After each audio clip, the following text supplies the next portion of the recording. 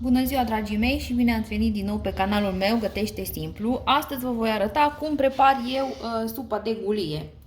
Noi am luat aceste gulii de la noi din grădină, după cum vedeți, se văd că sunt bio și noi consumăm destul de frecvent această supă, ne place la toată familia foarte mult și m-am gândit să vă arăt și vouă cum o fac eu. Pentru început am luat aceste 4 gulii de mărime medie. Următorul pas este să le curățăm, iar apoi să le vom răzui și vă voi arăta cum le prepar eu.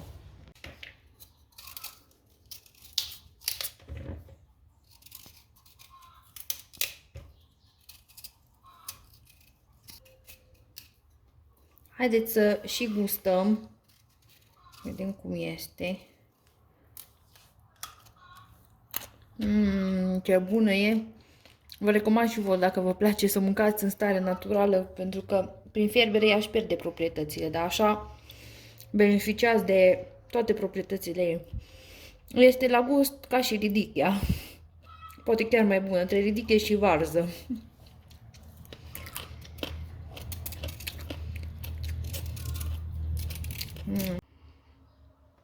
Am terminat de curățat gulia, iar acum o voi răzui. Eu mă voi folosi de acest aparat care l-am luat de la Lidl. Îmi este foarte de ajutor. Se poate răzui și la răzleitoarea de mână, dar din cauza că am avut foarte multe accidente și m-am tăiat, am preferat să îmi iau acest aparat. Haideți să vă arăt cum le răzui eu. Este foarte util și chiar își merită banii. Puteți răzui cu el tot felul de legume, castraveți, morcovi la ciorbe.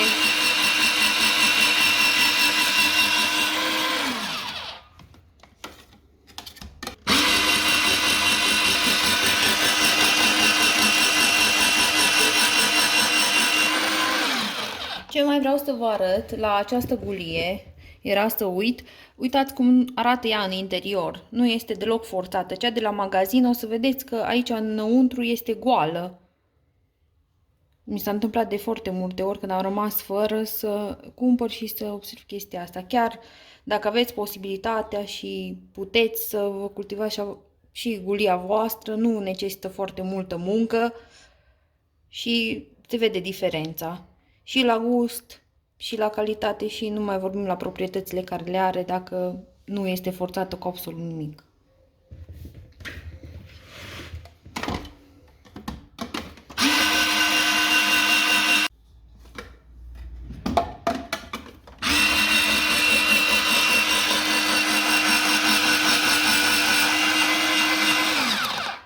Uitați, am terminat de răzuit toată gulia. Uitați, așa mi-a ieșit cantitatea asta, nu știu cât e, să zic așa. Miroase foarte bine. Iar acum haideți să vă arăt cum o prepar eu, cum preparăm supa de gulie cu găluște. Pentru început vom turna 2 linguri de ulei pe fundul cratiței, după care vom pune 2 linguri de vegeta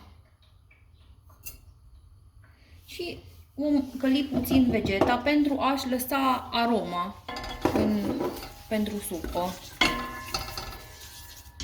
Dacă nu vă place foarte gras, să zic așa, puteți să căliți și în apă.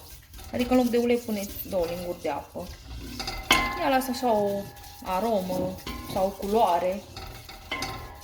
După ce le-am călit, am călit așa vegeta timp de 1 minut, vom adăuga și gulia. Pentru că vom căli și gulia împreună cu vegeta, gulia va lăsa, se va muia, va fierbe mai repede și va lăsa și o aromă plăcută. Haideți să turnăm și gulia.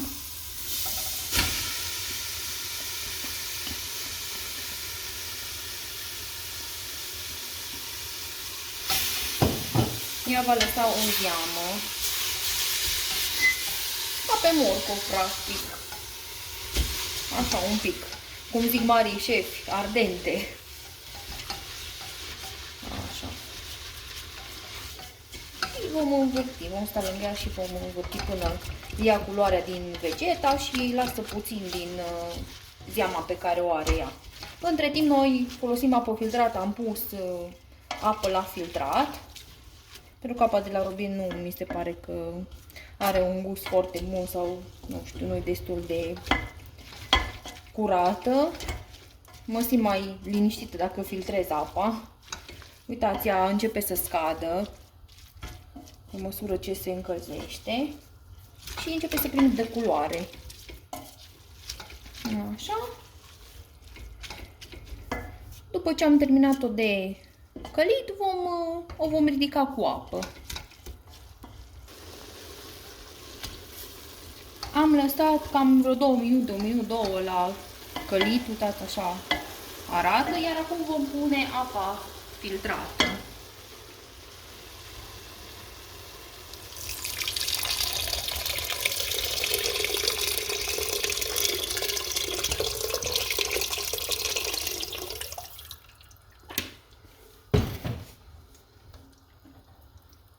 Așa, și vom ridica până sus, că avem destul de multă gulie.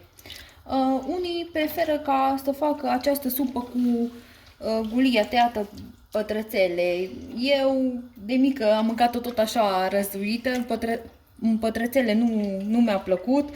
La fel și soțului meu, care nu a mâncat deloc, până nu i-am gătit așa, nici nu a știut că ce gust bun are. Eu zic că această rețetă, dacă o încercați răzuită și aveți copii, o să vă mănânce.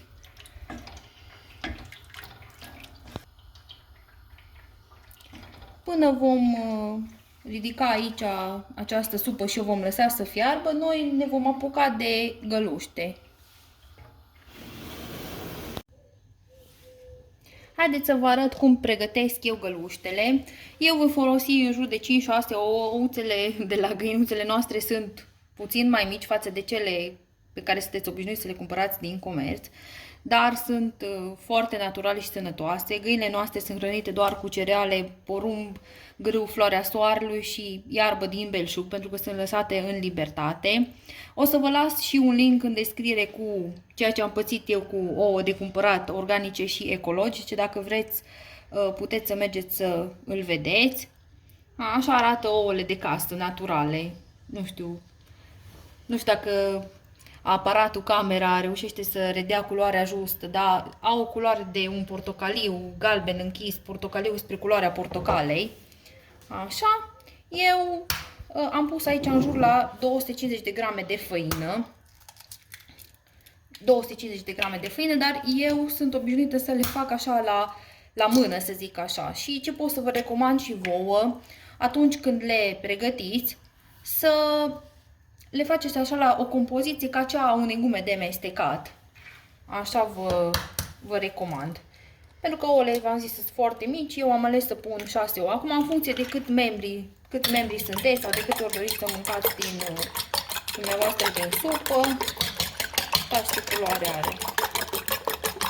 Poate într-una din zile o să fac și omletă, să vă arăt cum arată o omletă de casă și una cu ouăle acelea bioecologice de cumpărat, care nu o să le consum. Probabil o voi da la animale. Uitați cum arată. Uitați. Amestecăm bine. Și după aia dăm așa în ploaie făina. V-am zis, când are așa compoziția unui aluat de pâine moale sau a unei gume de mestecat, așa îmi dau seama că este gata. Și tot amestecăm până când se omogenizează și devine așa ca un aluat. Sunt găluște de făină cu ou.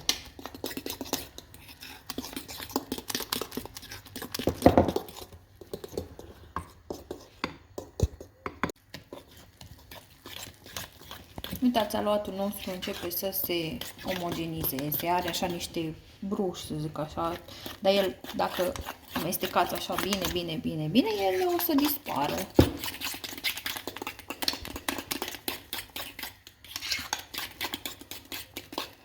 Să știți că nu se poate spune o cantitate exactă la găluște de câtă făină aveți nevoie, deoarece știți cum fiecare ou la ouăle naturale nu au o greutate standard.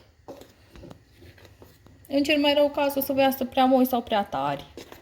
Dar odată ce vă intrați în mână, o să știți exact cum, dacă o să repetați, cum se zice, exercițiul mama învățăturii, o să vă iasă, vă garantez. Cu cât faceți mai des, o să deveniți foarte experte și gospodine în a face această supă.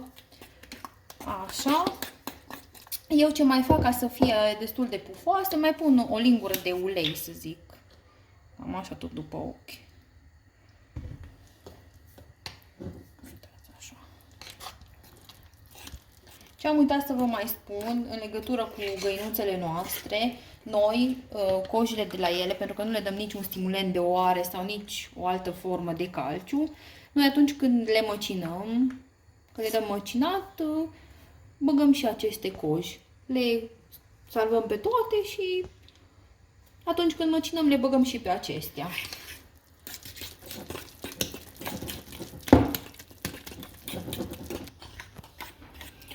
Uitați, am terminat de amestecat. Uitați, așa trebuie să arate și aluatul vostru. Vedeți, e așa ca o... nu știu cum să vă zic. Ca o gumă. Se întinde așa. Este bine să o pregătiți, să le pregătiți dinainte, așa să stea, să-și mai tragă făina din nou. Așa. Și le lăsăm deoparte până termină de fiert supa. După ce începe să fiarbă, o să vă arăt cum le rup și le dau drumul în supă. Uitați, supa noastră a fiert, gulia este fiartă, iar acum vom rupe găluștele. Uitați, așa e aluatul. Am arătat, a stat așa un pic, să zic, deoparte. Eu le voi rupe în felul următor. Voi umezi furculița, voi încălzi și voi rupe așa în micuțe. Și le voi da drumul în supă.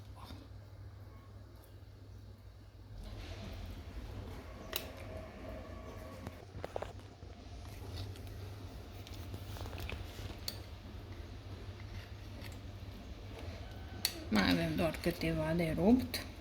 Nu, ne place așa cu mai multe găluște. Acum fiecare cum vă place.